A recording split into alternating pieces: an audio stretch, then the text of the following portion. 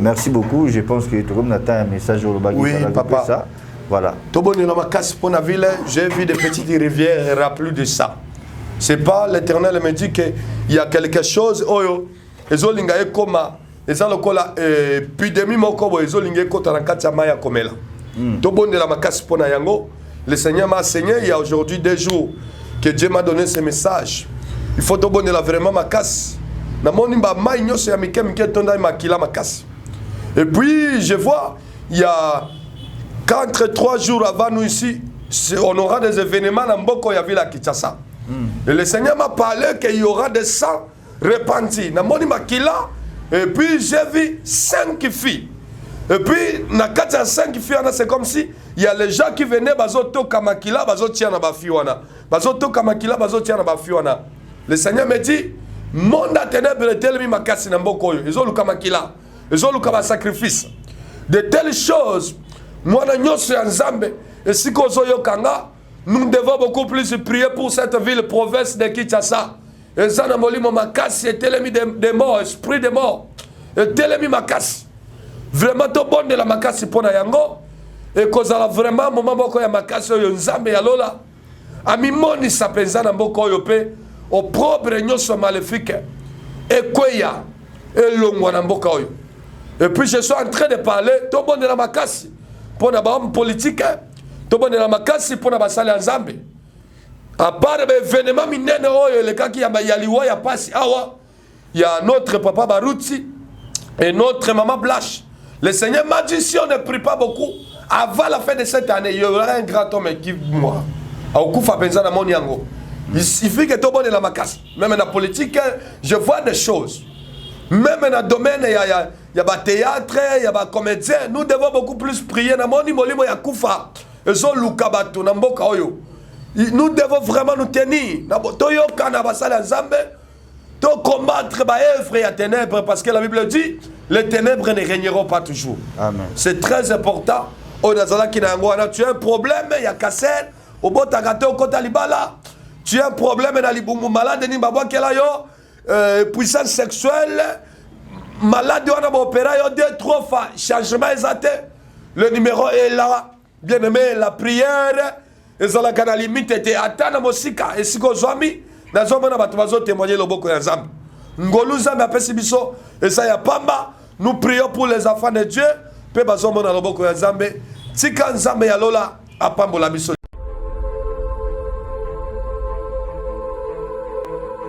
Shalom, peuple de Dieu, bienvenue dans votre mission Parlement Céleste, une émission prophétique, pastorale, évangélique. Et merci beaucoup de nous avoir suivis sur cette chaîne Chemin de la Vérité. Car il est écrit en Jean, Jésus est le chemin, la vérité et la vie. Voilà pourquoi tu décides sur cette émission, Tomeka, ko lobara toujours, bosembo et puis ko tambola. Na chemin au Christ azali pambati azolo barama komia lobi. Je marche dans les chemins de la justice pour donner du bien à ceux qui m'aiment. Voilà, merci beaucoup et merci pour votre fidélité. Merci aussi pour la confiance au Bozanango par Abisso.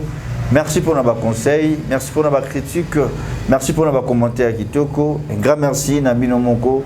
Restez toujours scotché branché. Zoé émission Salango, une large diffusion, ça sera une bonne chose. Peut-être ça la évangélisation. Et grâce à vous partager l'émission, aux autres l'évangélisation, ça les savoir.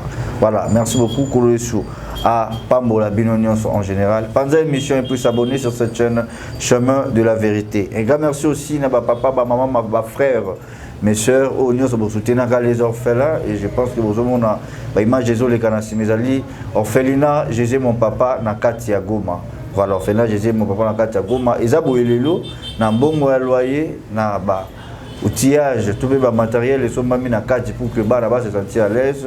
Na moi contribution na yo au bien à l'homme de Dieu, aux autres tindelaye, aux autres sunga et yamonde salibo et Katia suki bongote, tout le monde ba ola tsabiso ba sa neza vite, ça veut dire Tebi moi kolia pe difficulté za makasi na mboka ya est pambate za mboko yo mungu nazo attaquer moi à tout moment. Alors contribution na yo na lobaka peu importe aux gens ya munki omeki ko contribuer pour na orphelin. La Bible dit religion pure sans tâche c'est soutenir les orphelins. Bano baza pour sabalia balata bamela Ça nous fera vraiment du bien. Ceux qui osent soit bango à Caire, le coup là-bas dans la Robota, Nzamba Kozangate na Opambolela. Voilà.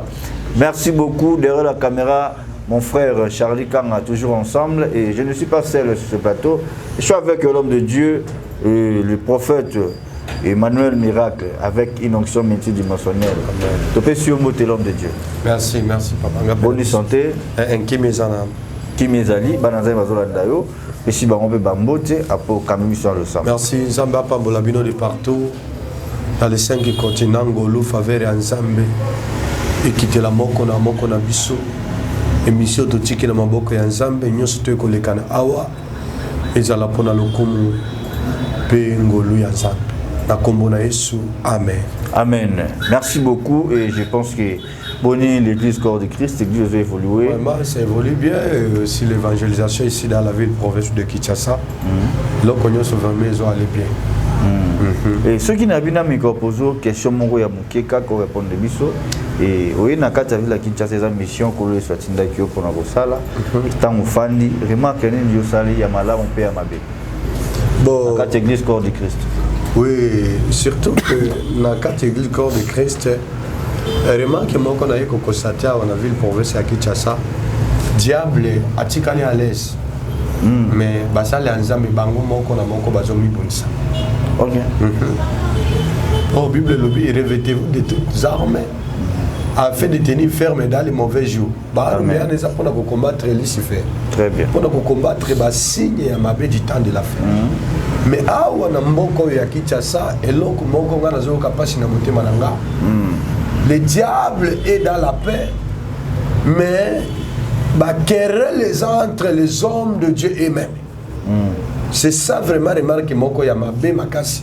On a zo bon de l'Nzambe butu lokola moi, pe la fuka makana yim sa Nzambe bolingo. Et kota na kati ya basala Nzambe. Parce que s'il n'y a pas l'amour entre nous, comment on peut le bakeno yo lingi Nzambe? Comment on peut linga lo bakezo musala Nzambe pendant qu'il n'y a pas l'amour?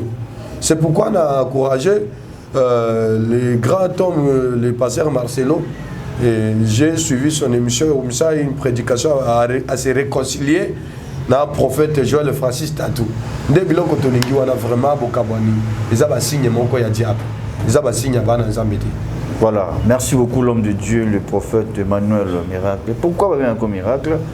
Oui, parce que il y a un miracle. Je suis né miraculé.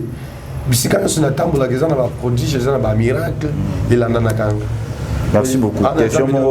Question pour Bananza, mais comprendre avant la prédication. Alors, parmi les dons, Nzambazo peut savoir qu'il y a un ministère, tout la vie à Bananza, les dons spirituels. Vraiment, le ministère n'a pas vraiment compliqué ma casse. Parce que c'est pourquoi il y a des mamans qui m'ont appelé en Belgique, en États-Unis, papa, tout ça peut mon côté, et puis au bon de la peau, je prophétise, na enseignaka, na exaltaka. Donc, s'il s'agit de la délivrance, c'est quoi ça? Et si, comme là, vous savez, la délivrance, on est raté simbité. Non, il y a même des vocales à une prochaine émission. Vraiment, papa, tu as prié pour moi, ceci, j'ai vu la main de Dieu. C'est vraiment très profond. Pourquoi il mange, M. Charlie, quand on l'exclamation dans Sima, oui, c'est un frère église. Oui, non, c'est un frère église. C'était la ville province à Beni. Okay. J'étais dans une église Gethsemane et à plein séminaire. Babimana Ndekomoko côté ya Ouganda. Comme les événements moko ba annonça qu'il y a un prophète qui est venu de Lumbashi ici à Beni. J'ai vu les gens quitter Boutembo Baya na convention ana ils allaient à Sakanate. Alors à plein de prédications, on a mené un jeune Azana qui a 27 ans. Il y a 27 ans à folie à Salinango à peu près net même maman n'a pas 7 ans. Mais lorsque j'ai jeté le défi que non, quel que soit Kanyoso, Oyekoya na présence et ensemble. Maman na famille na bazala qui na continue. Ba ya na ya après les prédications, Bon, tu as la image wana. Il y a un cas déjà. Oui, bah il y a un singa, moi jeune na singa na makolo na maboko. J'ai posé la main sur lui. Après qu'on posait le boko ligone ba esprit bandi ko lo banakati ne azo ganga. Après na yebise telema, a telema lelo je déjà so la nzambe. Amen. Na mboka ya beni c'est un évangéliste. Merci beaucoup. Merci l'homme de Dieu, toti le tanayo, peuple de Zolandayo. Voilà, message de Mananzam. Merci beaucoup. Il y a beaucoup qui ont réclamé. Papa, nous avons aussi besoin de la prédication. Et puis, je vais lâcher un peu, même aider, prophétie après cette prédication pour Namboka. Et puis, Kosungabiso Makasi. Nous sommes dans le livre de Marc, chapitre 5, qui pour Nabo Bazolandabiso. Le verset 25e. La Bible me dit, oh, il y avait une femme atteinte d'une perte de sang depuis 12 ans. Elle avait beaucoup souffert entre les mains de plusieurs médecins et elle avait dépassé tout ce qu'elle possédait et elle n'avait éprouvé aucun soulagement, mais était allée plutôt en Apira. Ayant entendu parler de Jésus, elle levait dans la foule par derrière et touchant son vêtement, car elle disait, si je puis seulement toucher ses vêtements, je serai guéri. Amen. 29e verset, la Bible dit, au même instant, la perte de sang s'arrêta et elle sentit dans son corps qu'elle était guérie de son mal. Jésus connut aussitôt à lui-même qu'une force était sortie de lui et se retourna au milieu de la foule et il dit, qui a touché mes vêtements. Amen. Amen. Le thème que je peux parler de ça cet après-midi, c'est quoi? Quelle que soit la loi, la grâce sera répandue sur toi. Et ça, si je peux définir en bref, la loi est un mobeko. Mais ils ont un type de loi. Ils ont une loi moko sorcellerique. Ils ont une loi moko diabolique. Ils ont une loi to kuta na ba famille na biso. Ma boto les a sacrifiés. C'est comme dans la Bible, il y a Jérémie chapitre 35. Aux hommes, on a parti à premier verset. Jérémie a eu comme la famille, bengi bango, ya rekabit. Jérémie a eu bango il était à Binobolona, Bavin. Il était à Botonga. Mon con bango a télé maison, Jérémie a lobby. Notre père avait dit que nous ne construirons pas de maisons. Chez nous, on ne se marie pas. Chez nous, les hommes ne peuvent pas terminer les études. Ils ont loi. Pendant que Zambé a un projet de bonheur pour la vie, mais tu as une loi et vendre dans la mabota na biso. Aux hommes, on a une jeune fille à Zakitoko. À la qualité, nous sommes à la Kanango. Mais pour la balle, c'est tout un problème. J'ai esprit dans la ville et à Kinshasa. Au sommet, il faut vraiment le savoir pour que tout le monde a besoin de l'honorer. Parce que je suis en train de voir les jours à venir. Les gens ont dit que la ville au province à Kinshasa. Ce qui te modèle ma casté. Alors la Bible me dit dans le passage que nous venons de lire, Jésus était à la rencontre pour aller ressusciter la fille de Jaïris. Mais dans cette ville-là, la Bible me dit qu'il y avait une femme atteinte d'une perte de sang depuis 12 ans.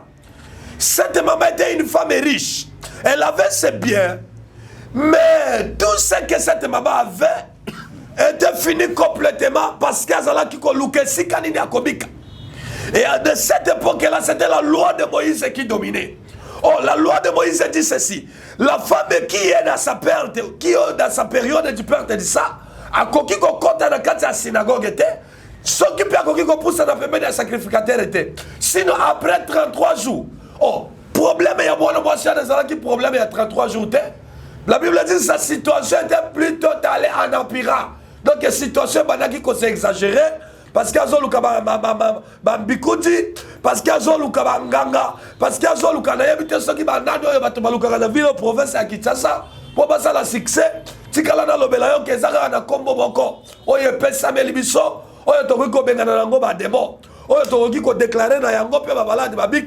Seulement le nom de Jésus. La Bible me dit cette femme avait dépassé tout ce qu'elle possédait. Cette femme avait tout dépassé. elle avait dépassé son argent, elle avait dépassé ses maisons. La Bible me dit que changement, elle a quitté la vie d'ailleurs. Et la Bible me dit, un jour, cette maman a entendu parler de Jésus. Alléluia. Elle a entendu parler de Jésus que non, il y a un homme. C'est lui qui a ressuscité Lazare. C'est celui qui a marché sur les eaux de la mer. C'est celui qui a ressuscité le fils de Naïn. Et Zayenda multiplia qui mbisi nalipa pe batobalia. La Bible me dit que cette femme, elle qui n'a condima la katinaye. Quel que soit ma moment, quel que soit ma difficulté,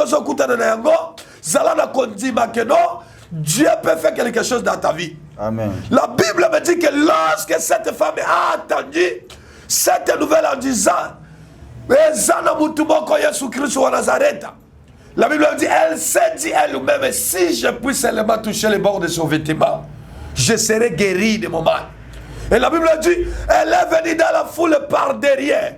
Alléluia. Amen. Pourquoi elle est venue par derrière? Parce qu'elle n'a connu quoi. Elle n'a pas si. Problème, elle a difficulté, elle a combo ya soni, moi si elle est en bakila. Ayebana ki na combo mokoyo, eza ya soni, eza na timabota mosusawa, na mokili na Congo na Kinshasa, et yebani na problème moko. Libota wana bato bakufa kana jetel. Libota wana bato babala na kate. Libota wana bato babonga kate parce que ça na loi moko batia sima wana. Bien aimé, lorsque moi c'est litanga ya bakila, a simba qui est là-bas ya Yesu. La Bible me dit qu'au même instant, elle est sentie dans son corps que ezanelo comme quoi bimaki. Et la Bible dit en bas qu'au même instant, aussitôt, Jésus connaît aussi dans son corps qu'il y a une force qui est sortie à lui. Oh, c'est la force qui est sortie à Jésus qui a guéri le mal qui était dans cette femme-là. Amen. Pour te dire que si tu crois seulement, bien-aimé, c'est pas ici qu'on nous a le message. Oh, yo. Un miracle peut s'opérer dans ta vie. Atabatela yo loi que yo ko bonga kate. Okobala na kate okosimba ka bogote. Ato luki mosala comme on a te. Laisse-moi te dire que non. Bangone balobi.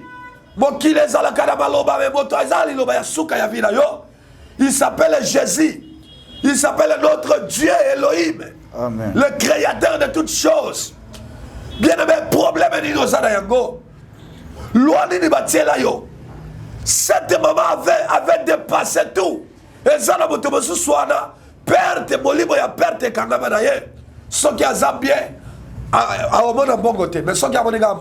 Bongo yé n'a pas problème. Bongo yé n'a pas malade. Bongo yé n'a pas problème na parquet. Dans la prison wapi wapi. Et ça molimo ya perte. Au salakawana. Attends aussi mi bongo. Au bandit na $500. $1000. Laisse-moi te dire que non. Quelques temps plus tard, au kitara souvent. Souka na yango, mbongo esili, eza molimo ya perte, tu dois chercher la délivrance. Problème ni nozana yango. Cette femme avait un problème de la perte du sang. Mais ngana yemte problème ni yozana yango sikozolana.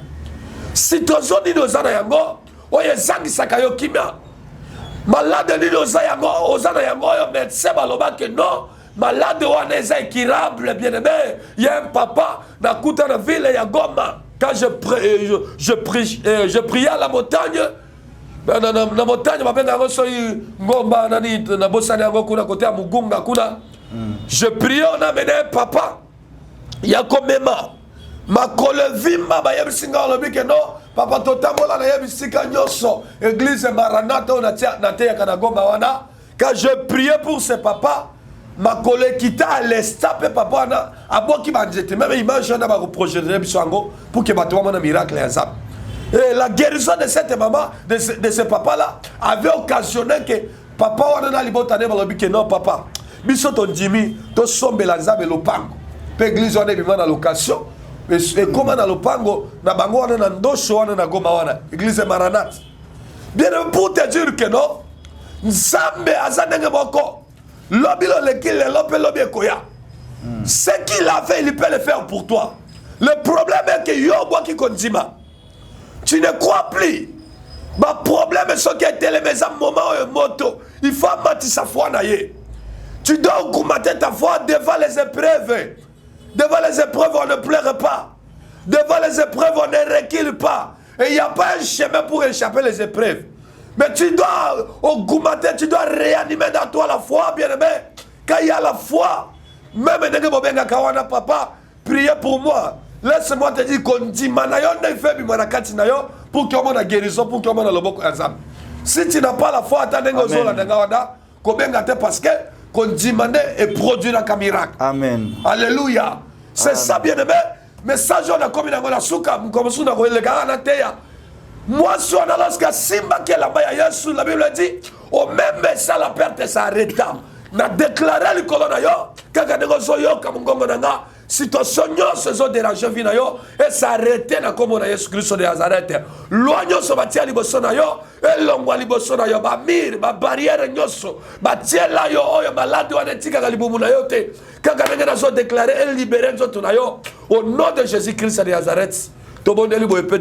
Amen. Amen. Merci beaucoup, l'homme de Dieu. Merci beaucoup, Naïm Dozui. Message et Topamwami. Voilà pourquoi tout le bac important, c'est mission au Parlement céleste. Et la place l'eau et le bac.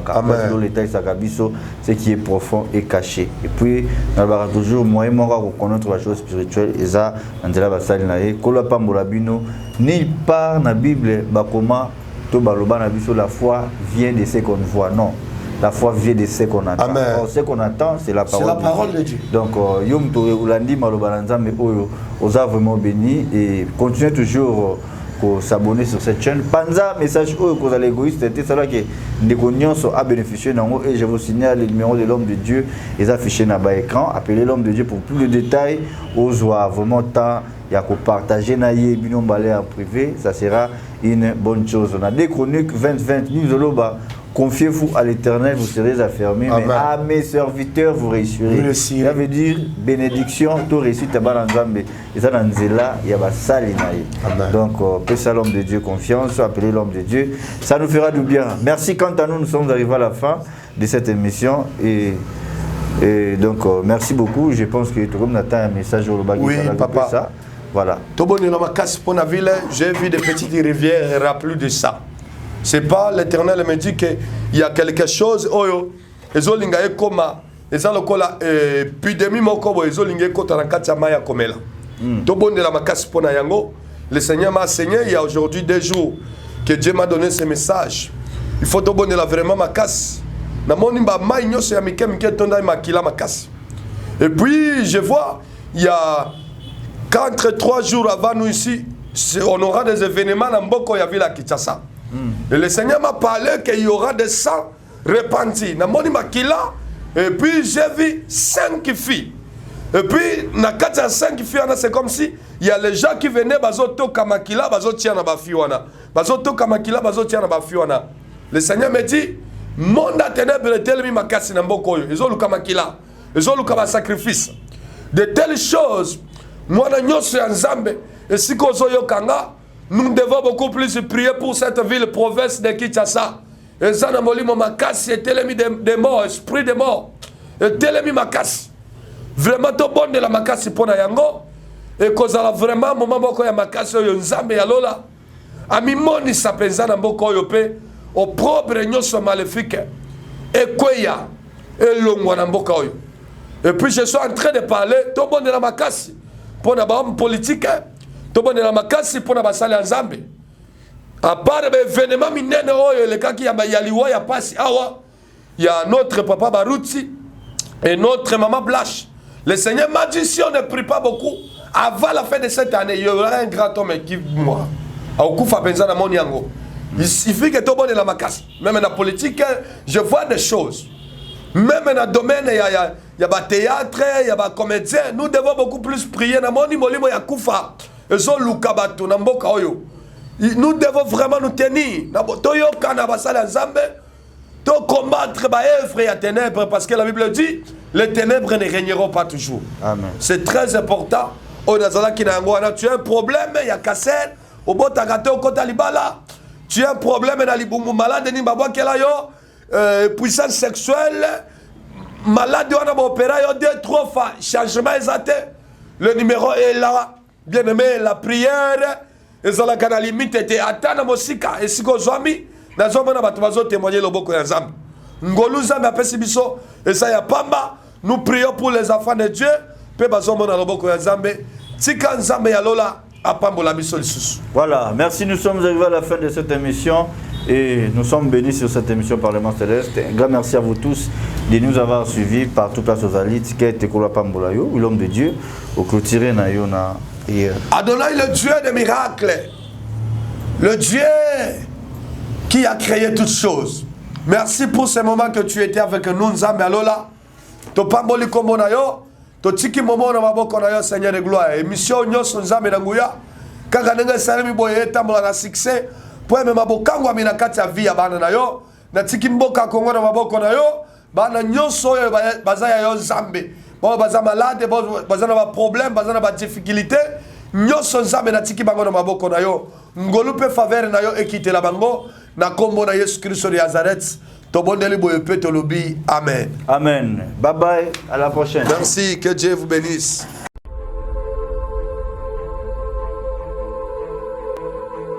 Ophelina, Jésus est mon papa. Naye liboso na bino pour représenter bino bana o bozomona na bilili pe ba difficulté tozanango. Na bandaki musala oh ça fait longtemps ya koboko la bana selon ainsi dit l'Éternel. Mais ba difficulté ezamingi, difficulté ya loyer parce que tozo foutela et puis difficulté au foot la bana minerval pour to chute au bandaki. To pesa qui avance mais tikali ndambo. Nazo banga ke bana oyo bakata classe bakoma nango na sukate. C'est pour cela Dieu m'a mis au cœur na lancé message oyo na batu nyonso ya motema malamu basunga bana oyo bozomona na bilili. Bana oyo bozomona na bilili ndambo na juna rond-point Ngaba, ndambo Victoire, ndambo Limete et puis ndambo l'état pesingai. Pona bande kolanga nyonso ba congolais bobi ba réalité nini to passer nango na mboka. Soki nga simple individu na ndimi kozwa bana oyo na bokola na ainsi dit l'Éternel. Ce qui l'État s'est décidé, tout le monde a sous fazer na nzelate. C'est difficile, il y a aussi ngonga moko. C'est pour ça que lancé appel na bana nyoso nzambe pour na classe ya bana oyo, pour na loyer na bango, kolata pe kolia na bango. Na osenga na batu nyoso baza cœur sensible, pe bazana motema kosunga ba sunga biso pe ba salisa biso. Toza na commune ya Kalamu, quartier Kauka, référence ya monene tukangami na université Kimbangiste, avenue comme on a Marin, numéro 16. Numéro de téléphone à Bisso pour na bateau balingi ba contacter Bisso pour na ba détail mon sousou, ils a plus 243 89 72 32 229. Zamba pa mo la bateau nyoso ba ko assister Bisso. Merci beaucoup.